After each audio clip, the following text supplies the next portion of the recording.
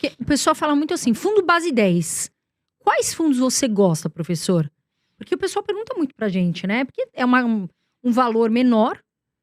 Como a gente fala, não é só para milionário. A gente tem ali fundos que você compra com R$10 uma cota, mas as pessoas têm muita dúvida. Quais estudar fundo base 10 na sua visão que são bons? Assim, fundo base 10, eu acho que é uma tendência de mercado. O MXRF provou que isso aí é uma maneira de dar acesso. Eu acho excelente. Eu acho que todos os fundos imobiliários deveriam ser base 10. Só que as pessoas acabam se apegando a isso e não deveria. Por quê? Porque isso não é reflexo de qualidade nem de que está barato.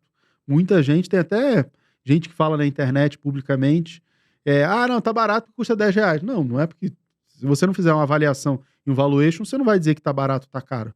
Você falar assim, tá barato porque tá abaixo do valor patrimonial. Pronto, já tem alguma referência. Agora, só porque é R$10, ele pode estar R$10 e o valor patrimonial ser 9. Pô, tá super caro. O caso da Sim. MXRF11 recente, né? E aí você vai estar caro, não é porque é R$10. Eu acho muito importante ter fundos base 10. Por quê? Porque os fundos imobiliários ele tem um efeito pedagógico muito grande. Você investe e recebe dividendo. Então você já entendeu qual é a essência da renda variável, você se tornar sócio para receber um pagamento. Isso aí eu acho fantástico. Só que quem tem pouco dinheiro, eu não vejo nos fundos imobiliários a capacidade de crescimento que a gente tem em outros ativos como as ações. Então quem tem pouquíssimo dinheiro deveria focar em ações e não em fundos imobiliários. A característica principal do fundo imobiliário é pagar dividendo. Então eles funcionam muito bem para quem quer receber de imediato muito dinheiro. Eu quero receber uma grana mensalmente, mas no mês que vem. Eu quero receber mensalmente daqui a 10 anos, as ações são mais interessantes. Sim. Tem uma aula na mentoria que eu faço, que é o DMA, Dividendo Mensal com Ações. Você pode ter uma carteira de ações que te pague, cada uma vai te pagar num mês diferente, e ao longo do ano você tem uma previsibilidade ali de pagamentos todos os meses. Não tem nenhum problema. As pessoas acabam focando muito nos fundos imobiliários base 10, porque eu tenho pouco dinheiro para colocar. Deveria focar mais em ações.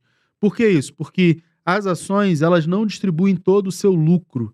Elas retêm parte do lucro para investir e crescer, para investir no próprio negócio e crescer. O fundo imobiliário ele é obrigado a distribuir no mínimo 95%. Ou seja, não sobra dinheiro, é regra, ele está lá na lei que ele tem que distribuir no mínimo 95%. Se ele distribuir no mínimo 95%, ele não tem para onde crescer. Então ele não é uma ferramenta de crescimento. Não é da natureza dele, não é de se esperar. Se um dia a lei mudar, ele puder fazer, sei lá, recompra das próprias cotas, distribuir menos, fazer outras coisas, aí sim a gente vai ter uma expectativa de crescimento de valorização das cotas diferente.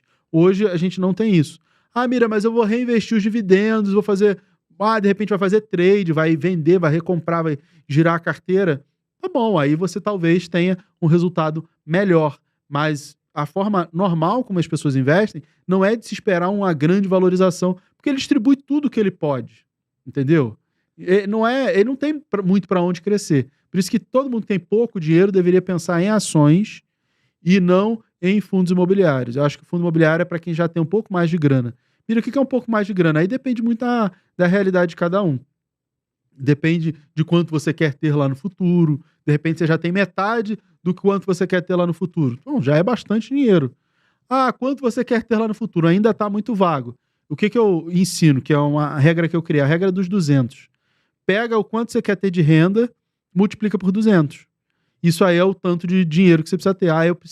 Eu quero ter uma renda de R$5.000. Multiplica por 200. Então, seu objetivo é acumular R$1 milhão. Da onde saiu isso? Surgiu da minha cabeça, eu sou mágico? Não. É a fórmula matemática da perpetuidade. Você pega o quanto você quer receber e divide pela taxa. R$5.000, se eu dividir por 0,5%, 0,5%, vai dar R$1 milhão. Só que dividir por meio, não sei o quê, aí eu falo assim, multiplica por 200, dá o mesmo. Só que é muito mais fácil a gente pensar em multiplicar. Por que 0,5%? Por que eu digo para dividir por 0,5%? Porque eu acredito que qualquer pessoa consegue montar uma carteira para receber 0,5% ao mês. A poupança antiga dava 6% ao ano, 0,5% ao mês, né? Então, o que eu ensino aos meus alunos? Você vai criar uma carteira para pagar mais do que isso, vai te pagar 0,75, 0,8, E aí você vai reinvestir 0,3, 0,25 e viver com meio. Sim, para descontar a inflação, né? Exatamente. Porque não é para tentar corrigir a inflação, né? Jogar lá e você continua aportando uma parte e aí você vai fazer o seu patrimônio continuar crescendo. Essa é a ideia. Por isso, o 0,5%, daí vem os 200, que é o que eu multiplico a renda pelo 200 para quanto você precisa ter. X. Sei lá, você já tem metade, você já tem uma grana relativa, já é uma grana suficientemente grande. E aí você já pode pensar com mais carinho em fundos imobiliários. Eu tô começando. Foca mais em ações. E preferencialmente ações de empresas não cíclicas. A gente tem... Não é um erro, né? Mas eu não gosto de comparar as ações, mercado com o Ibov. Por quê? Porque boa parte do Ibovespa é de empresa cíclica. Petri, Vale. E aí, por exemplo, a Petrobras está nas máximas. Vale está lá nas mínimas de muito tempo.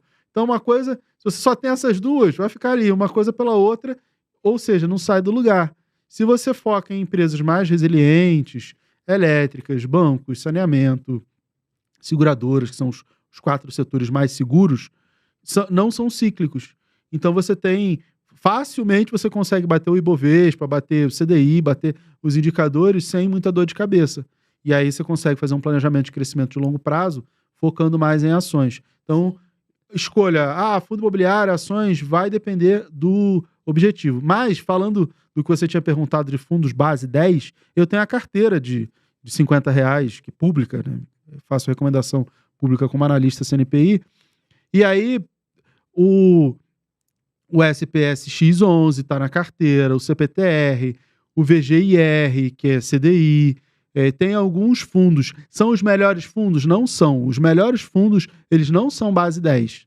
Eles são sempre mais caros, na casa de R$100. Os bons fundos, o HGLG, o HGCR, o KNRI, o XPML. Esses fundos, eles são todos mais de R$100 ou ali perto de R$100. A gente não tem os melhores fundos na base 10. Um fundo que eu gosto muito, embora não esteja na carteira, porque não estava barato, mas eu já recomendei para os meus alunos, é o KNSC, que eu falei para vocês, está ali na base 10. Mas a gente está aumentando a quantidade de fundos imobiliários na casa de R$10 e a gente vai ter uma possibilidade maior, o que eu acho muito legal. Mas, mais uma vez, eu acho que isso é mais importante mais pelo efeito pedagógico do que pelo efeito prático do investimento, porque quem tem pouco dinheiro deveria focar em ações.